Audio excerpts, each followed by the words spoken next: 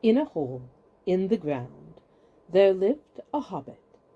Not a nasty, dirty, wet hole, filled with the ends of worms and an oozy smell, nor yet a dry, bare, sandy hole, with nothing in it to sit down on or to eat. It was a hobbit hole, and that means comfort. It had a perfectly round door, like a porthole, painted green, with a shiny yellow brass knob in the exact middle. The door opened onto a tube-shaped hall like a tunnel, a very comfortable tunnel without smoke, with paneled walls and floors tiled and carpeted, provided with polished chairs and lots of pegs for hats and coats. The hobbit was fond of visitors. The tunnel wound on and on, going fairly, but not quite straight, into the side of the hill. The hill, as all the people for many miles round called it, and many little round doors opened out of it, first on one side and then on another. No going upstairs for the hobbit. Bedrooms, bathrooms, cellars, pantries, lots of these. Wardrobes, he had whole rooms devoted to clothes. Kitchens, dining rooms, all were on the same floor, and indeed on the same passage. The best rooms were all on the left-hand side, going in, for these were the only ones to have windows. Deep-set round windows looking over his garden, and meadows beyond, sloping down to the river. This hobbit was a very well-to-do hobbit, and his name was Baggins. The Bagginses had lived in the neighborhood of the hill for time out of mind, and people considered them very respectable, not only because most of them were rich, but also because they never had any adventures or did anything unexpected. You could tell what a Baggins would say on any question without the bother of asking him. This is a story of how a Baggins had an adventure, and found himself doing and saying things altogether unexpected. He may have lost the neighbor's respect, but he gained, well, you will see whether he gained anything in the end. The mother of our particular hobbit. What is a hobbit? I suppose hobbits need some description nowadays, since they have become rare and shy of the big people, as they call us. They are, or were, a little people, about half our height, and smaller than the bearded dwarfs. Hobbits have no beards. There is little or no magic about them, except the ordinary, everyday sort, which helps them to disappear quietly and quickly when large, stupid folk like you and me come blundering along, making a noise like elephants, which they can hear a mile off. They are inclined to be fat in the stomach. They dress in bright colors, chiefly green and yellow, wear no shoes, because their feet grow natural leathery soles and thick warm brown hair like the stuff on their heads, which is curly, have long, clever brown fingers, good-natured faces, and laugh deep, fruity laughs, especially after dinner, which they have twice a day when they can get it. Now you know enough to go on with.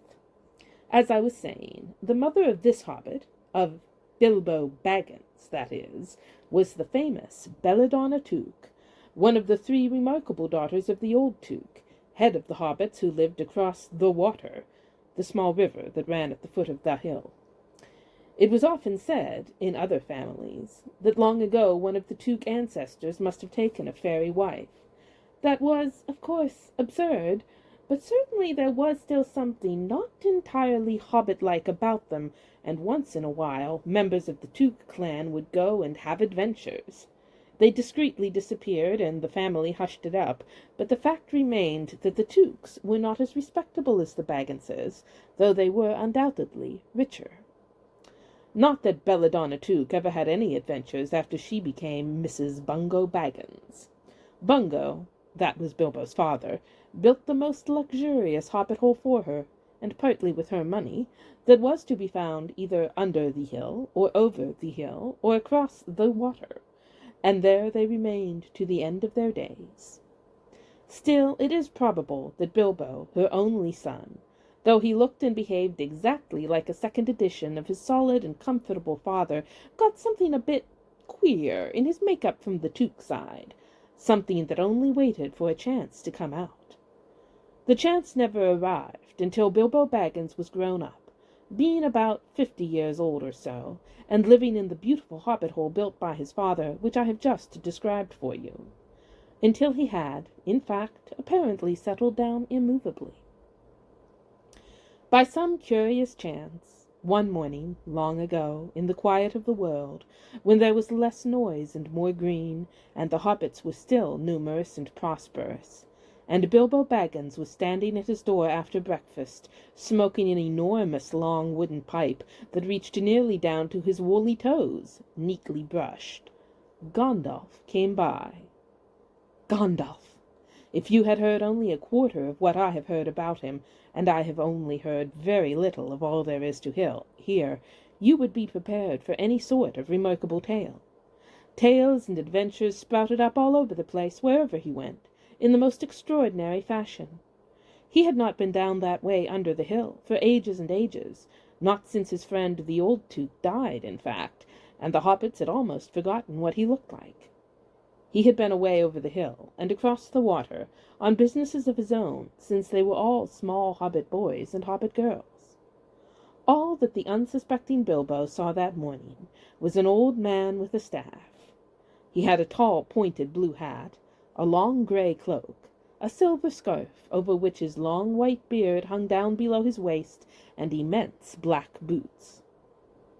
"Good morning," said Bilbo, and he meant it. The sun was shining, and the grass was very green.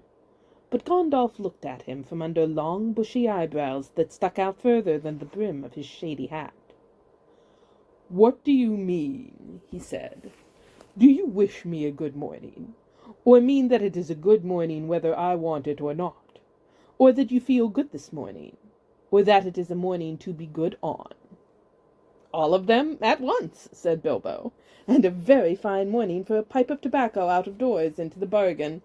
If you have a pipe about you, sit down and have a fill of mine. There's no hurry. We have all the day before us." Then Bilbo sat down on a seat by his door, crossed his legs, and blew out a beautiful grey ring of smoke that sailed up into the air without breaking, and floated away over the hill. "Very pretty," said Gandalf, "but I have no time to blow smoke rings this morning. I am looking for someone to share in an adventure that I am arranging, and it's very difficult to find anyone." "I should think so, in these parts. We are plain, quiet folk, and have no use for adventures. Nasty, disturbing, uncomfortable things. Make you late for dinner. I can't think what anybody sees in them," said our Mr. Baggins, and stuck one thumb behind his braces, and blew out another, even bigger, smoke ring. Then he took out his morning letters and began to read, pretending to take no more notice of the old man. He had decided that he was not quite his sort, and wanted him to go away. But the old man did not move. He stood, leaning on his stick, and gazing at the hobbit without saying anything, till Bilbo got quite uncomfortable and even a little cross. "Good morning," he said at last. "We don't want any adventures here, thank you. You might try over the hill or across the water." By this he meant that the conversation was at an end. "What a lot of things you do use good morning for," said Gandalf. "Now you mean that you want to get rid of me, and that it won't be good till I move off." Not at all, my dear sir. Let me see, I don't think I know your name?" Yes, my dear sir, and I do know your name, Mr. Bilbo Baggins. And you do know my name, though you don't remember that I belong to it. I am Gandalf, and Gandalf means me. To think that I should have lived to be good-morninged by Belladonna Took's son, as if I was selling buttons at the door. Gandalf? Good gracious me!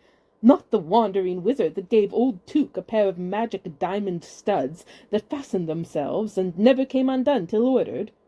Not the fellow who used to tell such wonderful tales at parties, about dragons and goblins and giants and the rescue of princesses and the unexpected luck of widows' sons? Not the man that used to make such particularly excellent fireworks? I remember those. Old Tuke used to have them on Midsummer's Eve. Splendid!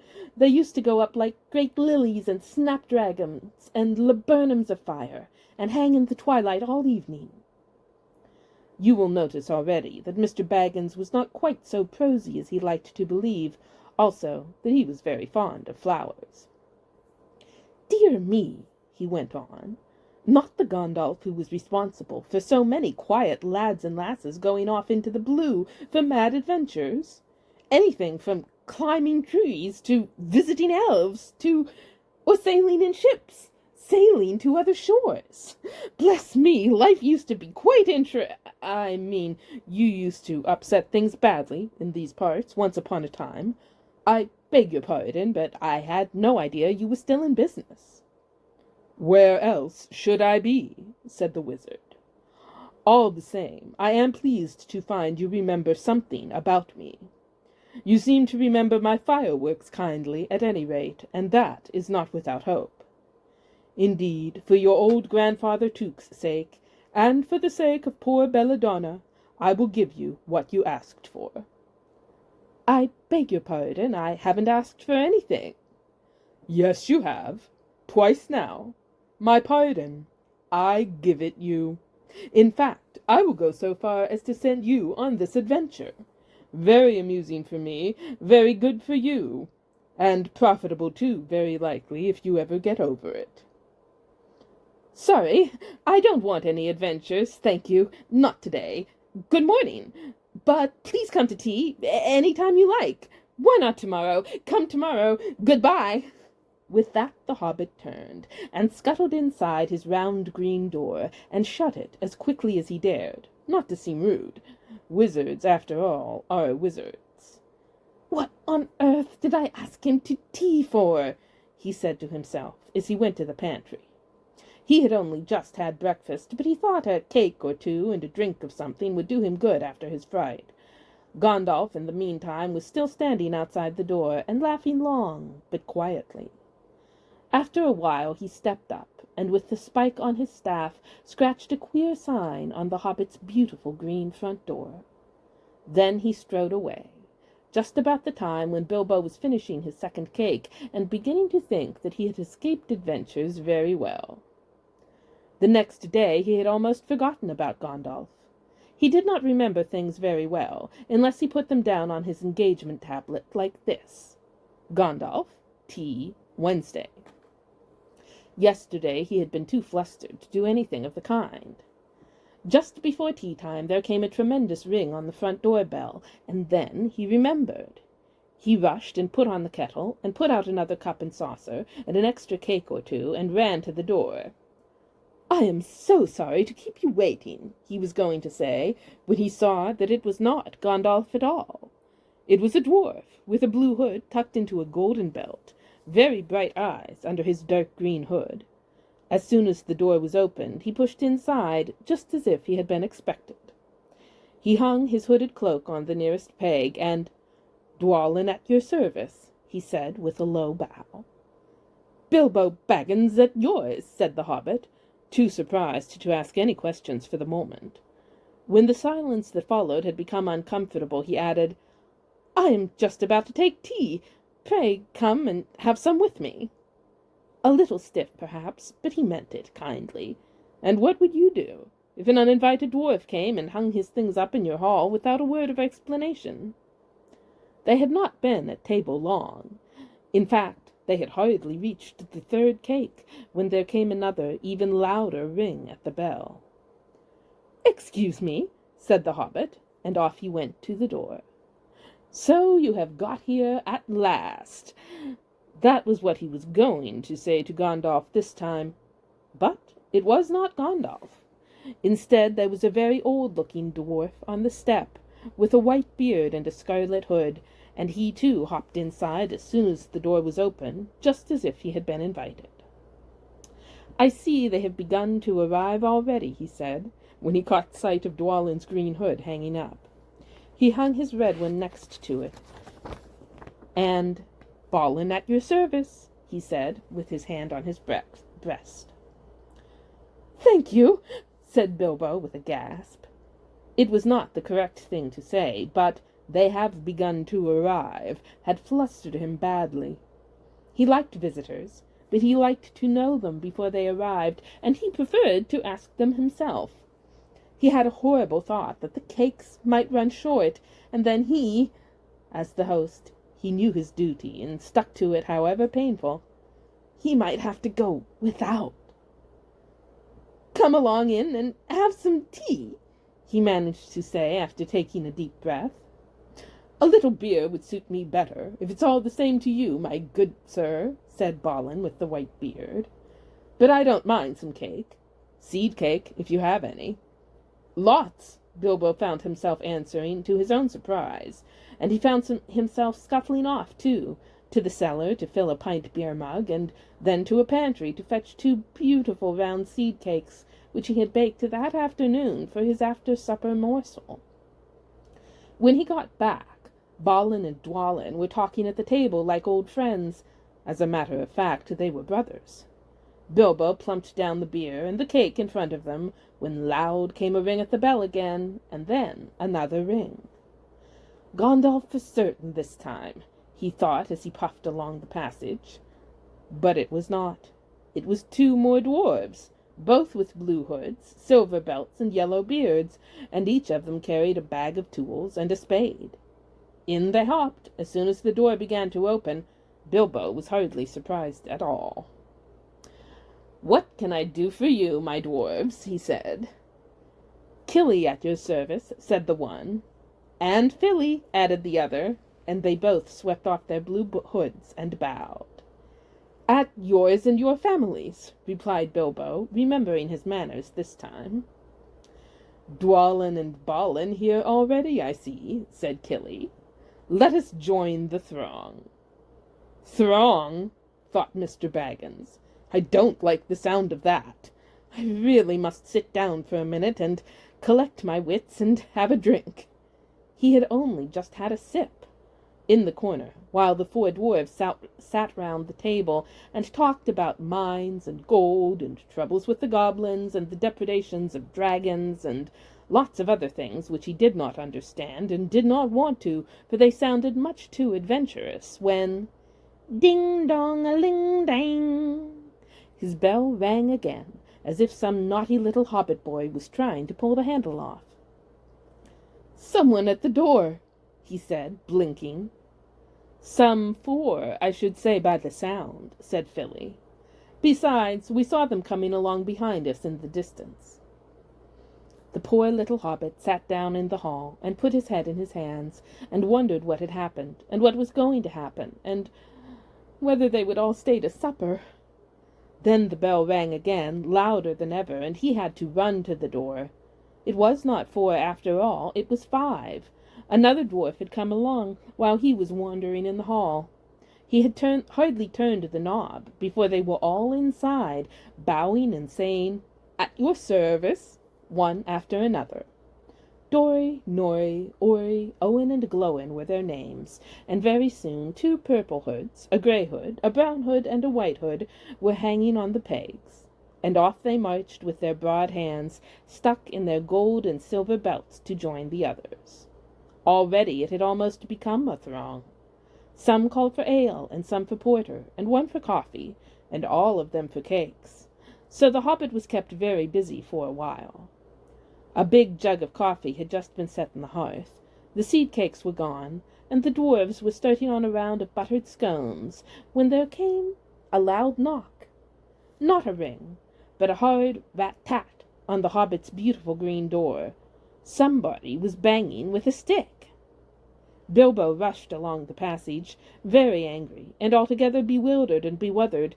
This was the most awkward Wednesday he ever remembered. He pulled open the door with a jerk, and they all fell in, one on top of the other. More dwarves, 4 more, and there was Gandalf behind, leaning on his staff and laughing. He had made quite a dent on the beautiful door.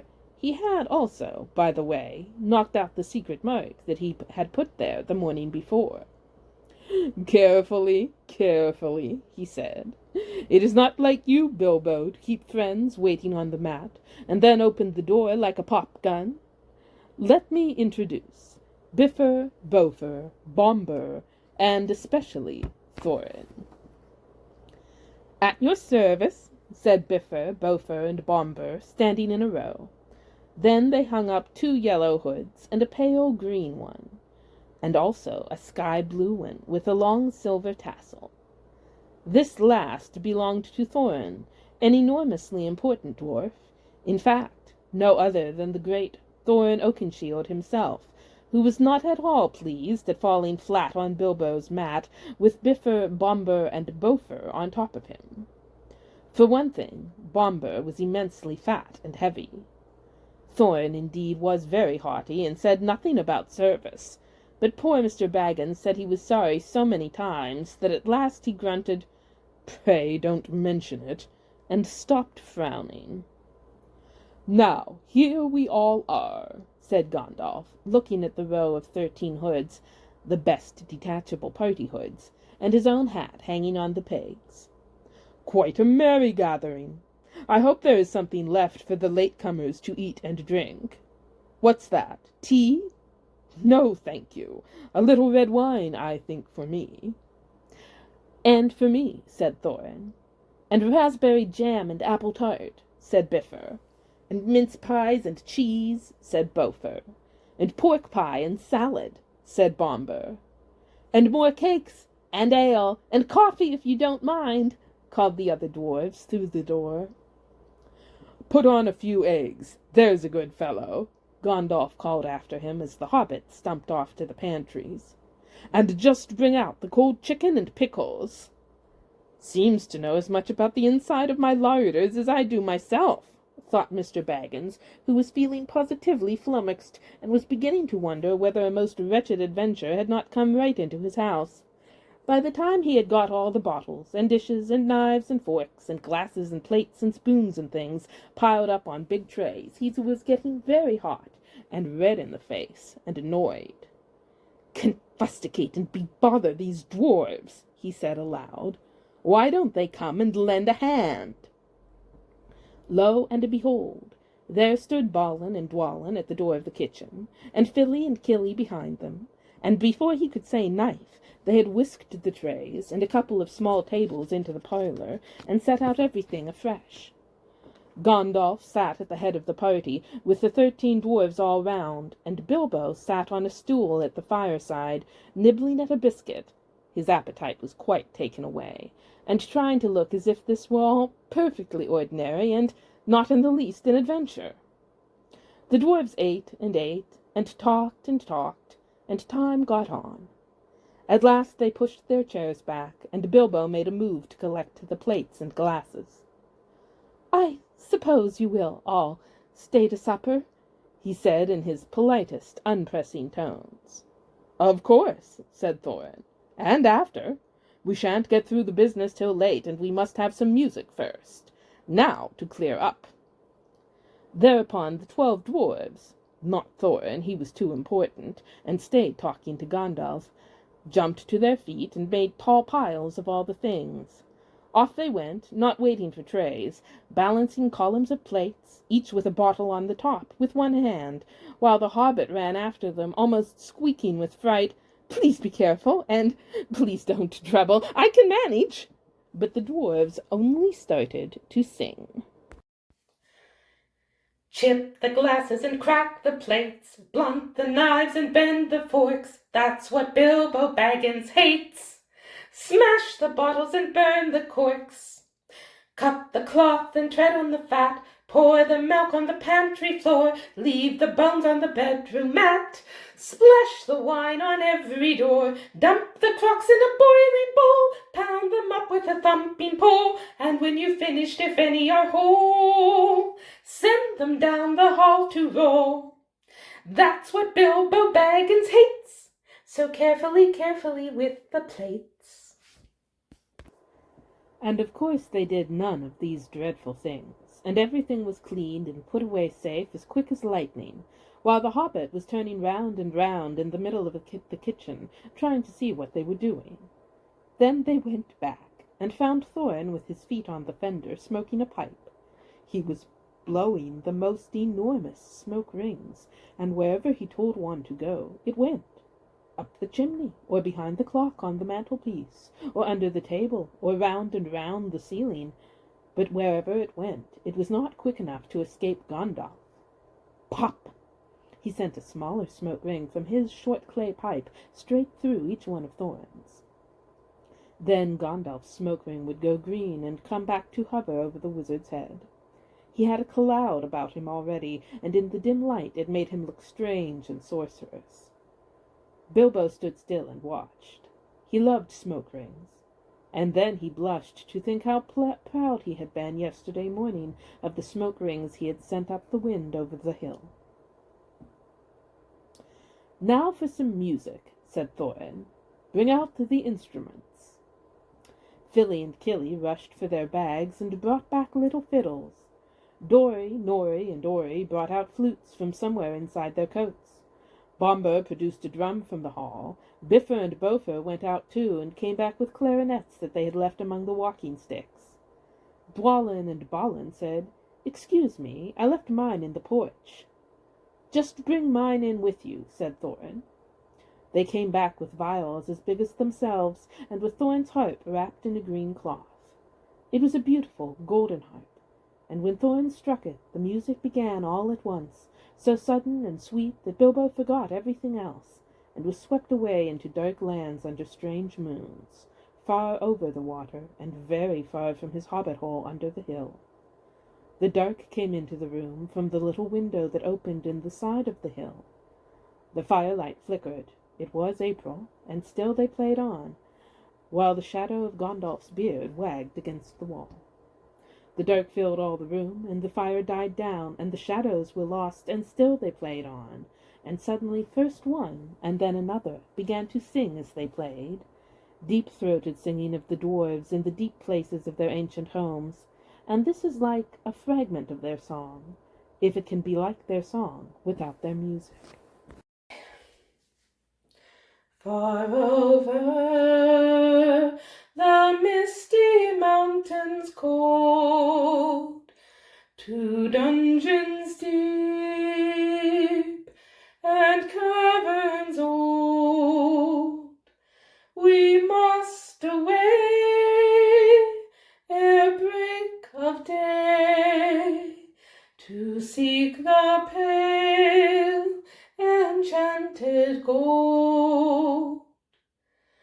The dwarves of yore made mighty spells, while hammers fell like ringing bells, in places deep where dark things sleep, in hollow halls beneath the fells.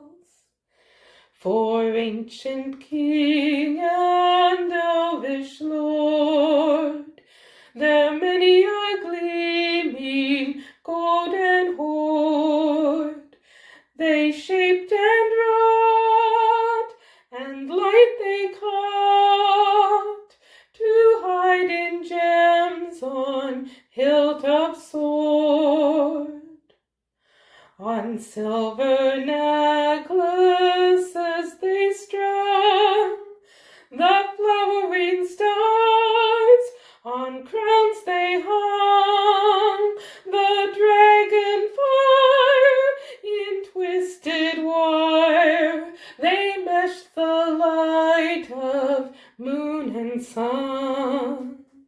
Far over the misty mountains cold, to dungeons deep and caverns old, we must away ere break of day, to claim our long forgotten gold.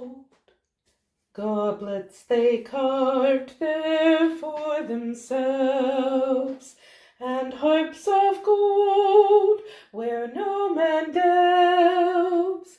There lay they long, and many a song was sung unheard by men or elves. The pines were roaring on the height, the winds were moaning in the night. The fire was red, it flaming spread, the trees like torches blazed with light. The bells were ringing in the dale, and men looked up with faces pale. Then dragons are more fierce than fire, laid low their towers and houses frail. The mountains smoked beneath the moon. The dwarves, they heard the tramp of doom. They fled their hall to dying fall, beneath his feet, beneath the moon. Far over the misty mountains grim, to dungeons deep and caverns dim, we must away ere break of day, to win our harps and gold from him. As they sang, the hobbit felt the love of beautiful things made by hands, and by cunning and by magic moving through him, a fierce and a jealous love, the desire of the hearts of dwarves. Then something tookish woke up inside him, and he wished to go and see the great mountains, and hear the pine trees and the waterfalls, and explore the caves, and wear a sword instead of a walking stick. He looked out the window. The stars were out in a dark sky above the trees. He thought of the jewels of the dwarves shining in dark caverns. Suddenly, in the wood beyond the water, a flame leaped up, probably someone lighting a wood fire, and he thought of plundering dragons settling on his quiet hill and kindling it all to flames. He shuddered, and very quickly he was playing Mr. Baggins a Bag End Under Hill again. He got up, trembling.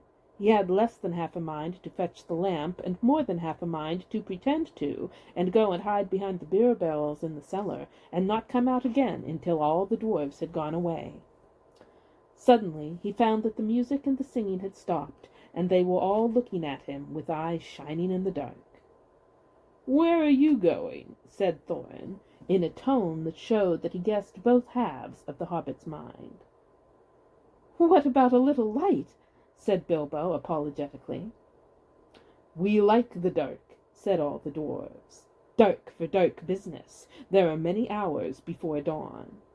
"Of course," said Bilbo, and sat down in a hurry. He missed the stool and sat in the fender, knocking over the poker and shovel with a crash. "Hush," said Gandalf. "Let Thorin speak." And this is how Thorin began. "Gandalf, dwarves, and Mr. Baggins, we are met together in the house of our friend and fellow conspirator, this most excellent and audacious hobbit. May the hair on his toes never fall out. All praise to his wine and ale."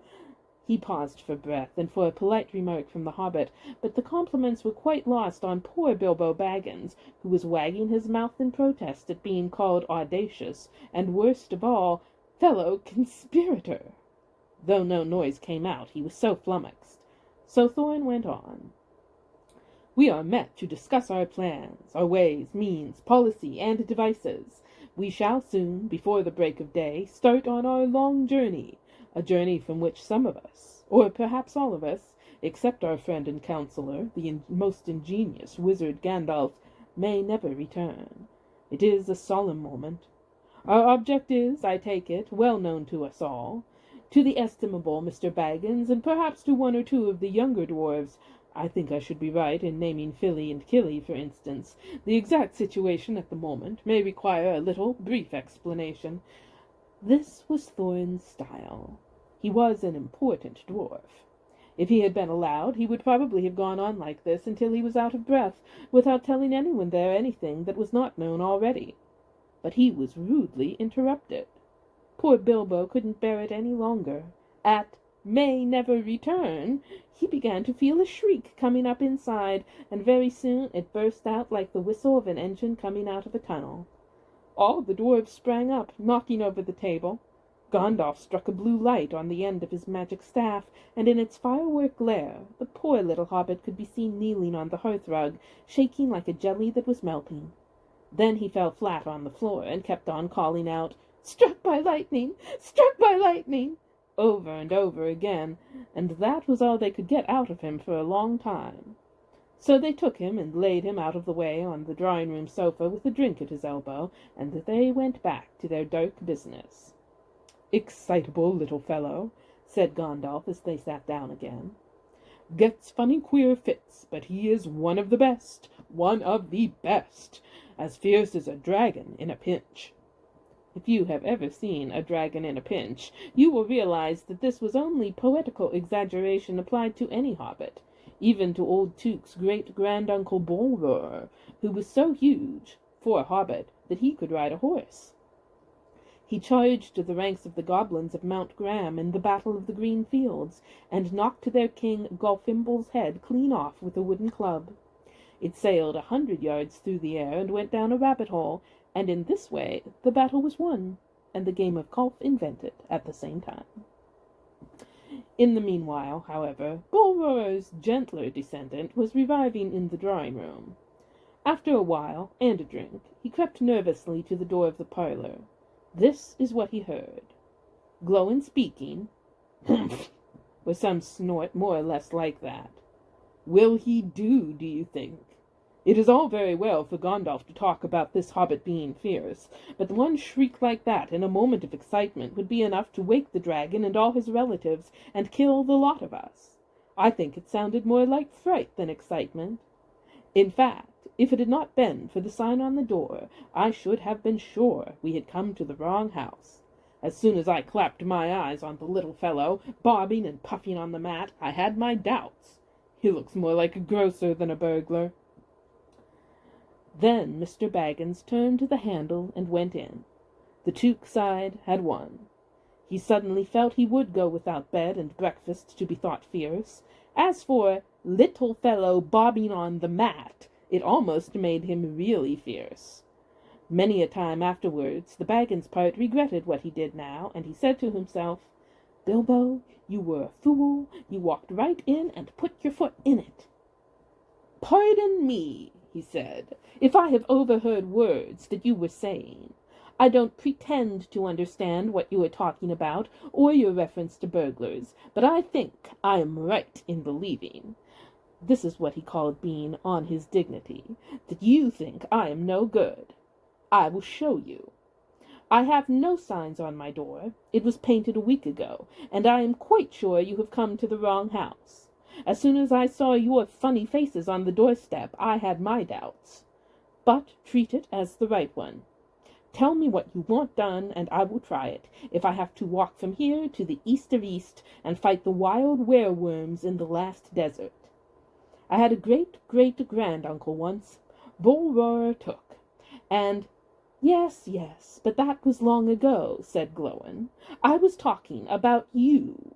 And I assure you there is a mark on the door, the usual one in the trade, or used to be.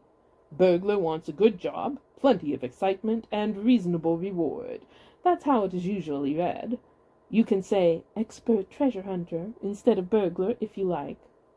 Some of them do. It's all the same to us. Gandalf told us that there was a man of the sort in these parts looking for a job at once, and that he had arranged for a meeting here this Wednesday at tea-time." "Of course there is a mark," said Gandalf. "I put it there myself, for very good reasons. You asked me to find the 14th man for your expedition, and I chose Mr. Baggins. Just let anyone say I chose the wrong man, or the wrong house, and you can stop at 13 and have all the bad luck you like, or go back to digging coal." He scowled so angrily at Glóin that the dwarf huddled back in his chair, and when Bilbo tried to open his mouth to ask a question, he turned and frowned at him and stuck out his bushy eyebrows till Bilbo shut his mouth tight with a snap. "That's right," said Gandalf. "Let's have no more argument. I have chosen Mr. Baggins, and that ought to be enough for all of you. If I say he is a burglar he is, or will be when the time comes. There is a lot more in him than you guess, and a deal more than he has any idea of himself. You may, possibly, all live to thank me yet. Now, Bilbo, my boy, fetch the lamp, and let's have a little light on this." On the table, in the light of a big lamp with a red shade, he spread a piece of parchment, rather like a map. "This was made by Thror, your grandfather, Thorin," he said, in answer to the dwarf's excited questions. "It is a plan of the mountain." "I don't see that this will help us much," said Thorin disappointedly after a glance. "I remember the mountain well enough, and the lands about it, and I know where Mirkwood is, and the withered heath where the great dragons bred." "There is a dragon marked in red on the mountain," said Balin, "but it will be easy enough to find him without that, if ever we arrive there." "There is one point that you haven't noticed," said the wizard, "and that is the secret entrance. You see that rune on the west side, and the hand pointing to it from the other runes? That marks a hidden passage to the lower halls." "It may have been secret once," said Thorin, "but how do we know that it is secret any longer?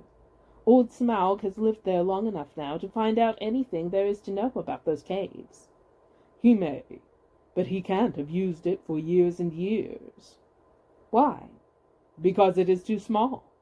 5 feet high the door, and 3 may walk abreast, say the runes, but Smaug could not creep into a hole that size, not even when he was a young dragon, certainly not after devouring so many of the dwarves and men of Dale."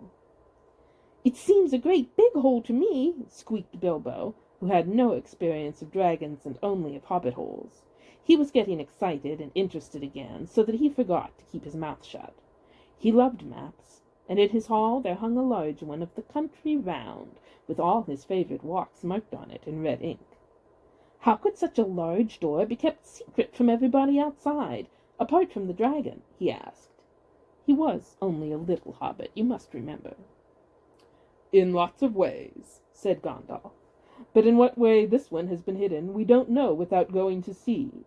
From what it says on the map, I should guess there is a closed door, which has been made to look exactly like the side of the mountain. That is the usual dwarves' method. I think that is right, isn't it?" "Quite right," said Thorin. "Also," went on Gandalf, "I forgot to mention that with the map went a key, a small and curious key. Here it is," he said, and handed it to Thorin, a key with a long barrel and intricate wards, made of silver. "Keep it safe." "Indeed I will," said Thorin, and he fastened it upon a fine chain that hung about his neck and under his jacket. "Now things begin to look more hopeful. This news alters them much for the better. So far we have had no clear idea what to do. We thought of going east, as quiet and careful as we could, as far as the Long Lake. After that the trouble would begin."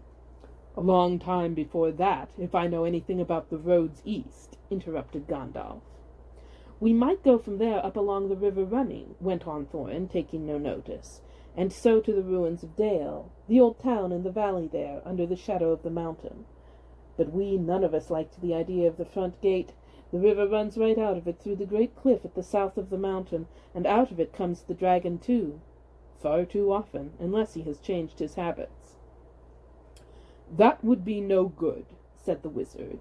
"Not without a mighty warrior, even a hero.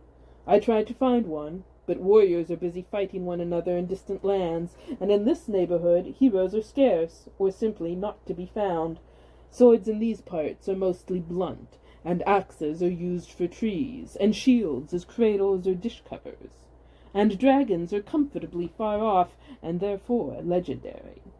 That is why I settled on burglary, especially when I remembered the existence of a side door. And here is our little Bilbo Baggins, the burglar, the chosen and selected burglar. So now let's get on and make some plans." "Very well, then," said Thorin. "Supposing the burglar expert gives us some ideas or suggestions." He turned with mock politeness to Bilbo. "First of all, I should like to know a bit more about things," said he, feeling all confused and a bit shaky inside, but so far still tookishly determined to go on with things. "I mean about the gold and the dragon and all that, and how it got there, and who it belongs to, and so on and further." "Bless me," said Thorin. "Haven't you got a map? And didn't you hear our song? And haven't we been talking about all this for hours?" "All the same, I should like it plain and clear," said he obstinately, putting on his business manner, usually reserved for people who tried to borrow money off him, and doing his best to appear wise and prudent and professional and live up to Gandalf's recommendation. "Also, I should like to know about risks, out-of-pocket expenses, time required and remuneration, and so forth." By which he meant, what am I going to get out of it, and am I going to come back alive? "Oh, very well," said Thorin. "Long ago, in my grandfather Thor's time, our family was driven out of the far north, and came back with all their wealth and their tools to this mountain on the map. It had been discovered by my far ancestor, Thrain the Old, but now they mined and they tunneled, and they made huger halls and greater workshops, and in addition I believe they found a good deal of gold and a great many jewels too. Anyway, they grew immensely rich and famous, and my grandfather was king under the mountain again, and treated with great reverence by the mortal men who lived to the south, and were gradually spreading up the running river as far as the valley overshadowed by the mountain. They built the merry town of Dale there in those days. Kings used to send for our smiths, and reward even the least skilful most richly. Fathers would beg us to take their sons as apprentices, and pay us handsomely, especially in food supplies, which we never bothered to grow or find for ourselves. Altogether those were good days for us, and the poorest of us had money to spend and to lend, and leisure to make beautiful things just for the fun of it, not to speak of the most marvelous and magical toys, the like of which is not to be found in the world nowadays. So my grandfather's halls became full of armor and jewels and carvings and cups, and the toy market of Dale was the wonder of the north. Undoubtedly, that was what brought the dragon. Dragons steal gold and jewels, you know, from men and elves and dwarves, wherever they can find them, and they guard their plunder as long as they live, which is practically forever unless they are killed, and never enjoy a brass ring of it. Indeed, they hardly know a good bit of work from a bad, though they usually have a good notion of the current market value, and they can't make a thing for themselves, not even mend a little loose scale of their armor. There were lots of dragons in the north in those days, and gold was probably getting scarce up there, with the dwarves flying south or getting killed, and all the general waste and destruction that dragons make going from bad to worse. There was a most specially greedy, strong, and wicked worm called Smaug. One day he flew up into the air and came south. The first we heard of it was a noise like a hurricane coming from the north, and the pine trees on the mountain creaking and cracking in the wind. Some of the dwarves who happened to be outside, I was one, luckily, a fine adventurous lad in those days, always wandering about, and it saved my life that day. Well, from a good way off we saw the dragon settle on our mountain in a spout of flame. Then he came down the slopes, and when he reached the woods they all went up in fire. By that time all the bells were ringing in Dale, and the warriors were arming. The dwarves rushed out of their great gate, but there was the dragon waiting for them. None escaped that way. The river rushed up in steam, and a fog fell on Dale, and in the fog the dragon came on them, and destroyed most of the warriors. The usual unhappy story. It was only too common in those days. Then he went back, and crept in through the front gate, and routed out all the halls and lanes and tunnels, alleys, cellars, mansions, and passages. After that, there were no dwarves left alive inside, and he took all their wealth for himself. Probably, for that is the dragon's way, he has piled it all up in a great heap far inside, and sleeps on it for a bed. Later he used to crawl out of the great gate, and come by night to Dale, and carry away people, especially maidens, to eat, until Dale was ruined, and all the people dead or gone. What goes on there now I don't know for certain, but I don't suppose anyone lives nearer to the mountain than the far edge of the Long Lake nowadays. The few of us that were well outside sat and wept in hiding, and cursed Smaug, and there we were unexpectedly joined by my father and my grandfather, with singed beards. They looked very grim, but they said very little. When I asked how they had got away, they told me to hold my tongue, and said that one day, in the proper time, I should know. After that we went away, and we have had to earn our livings as best we could, up and down the lands, often enough sinking as low as blacksmith work or even coal mining. But we have never forgotten our stolen treasure. And even now, when I will allow we have a good bit laid by, and are not so badly off, here Thorn stroked the gold chain round his neck, we still mean to get it back, and to bring our curses home to Smaug, if we can. I have often wondered about my father's and my grandfather's escape. I see now they must have had a private side door, which only they knew about. But apparently it made a map, and I should like to know how Gandalf got a hold of it, and why it did not come down to me, the rightful heir. "I did not get hold of it, I was given it," said the wizard. "Your grandfather, Thror, was killed, you remember, in the mines of Moria by Azog the Goblin." "Curse his name, yes," said Thorin. "And Thrain, your father, went away on the 21st of April, 100 years ago last Thursday, and has never been seen by you since." "True, true," said Thorin. "Well, your father gave me this to give to you, and if I have chosen my own time and way for handing it over, you can hardly blame me, considering the trouble I had to find you. Your father could not remember his own name when he gave me the paper, and he never told me yours. So on the whole, I think I ought to be praised and thanked. Here it is," said he, handing the map to Thorin. "I don't understand," said Thorin, and Bilbo felt he would have liked to say the same. The explanation did not seem to explain. "Your grandfather," said the wizard slowly and grimly, "gave the map to his son for safety before he went to the mines of Moria. Your father went away to try his luck with the map after your grandfather was killed, and lots of adventures of a most unpleasant sort he had, but he never got near the mountain.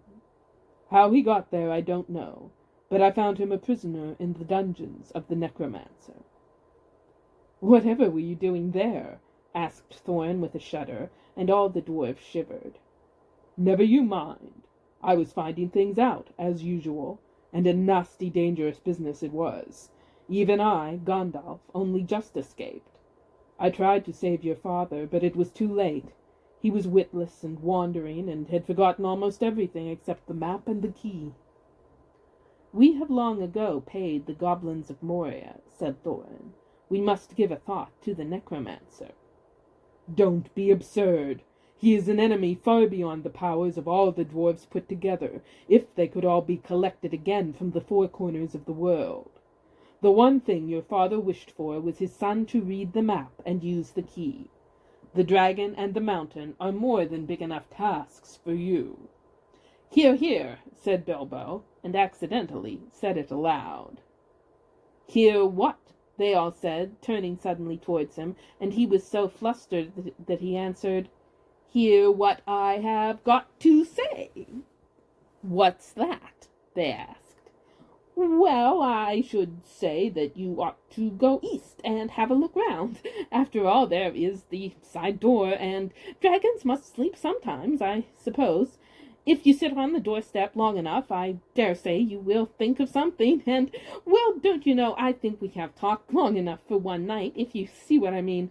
What about bed, and an early start, and all that? I will give you a good breakfast before you go. Before we go, I suppose you mean, said Thorin. Aren't you the burglar? And isn't sitting on the doorstep your job, not to speak of getting inside the door? But I agree about bed and breakfast. I like 6 eggs with my ham when starting on a journey. Fried, not poached, and mind you don't break 'em. After all the others had ordered their breakfasts without so much as a please, which annoyed Bilbo very much, they all got up. The hobbits had to find room for them all, and filled all his spare rooms, and made beds on chairs and sofas, before he got them all stowed, and went to his own little bed, very tired, and not altogether happy. One thing he did make his mind up about was not to bother to get up very early, and cook everybody else's wretched breakfast. The tookishness was wearing off, and he was not quite so sure that he was going on any journey in the morning. As he lay in bed, he could hear Thorin still humming to himself in the best bedroom next to him. Far over the misty mountains cold, to dungeons deep and caverns old, we must away ere break of day, to find our long forgotten gold. Bilbo went to sleep with that in his ears, and it gave him very uncomfortable dreams. It was long after the break of day when he woke up.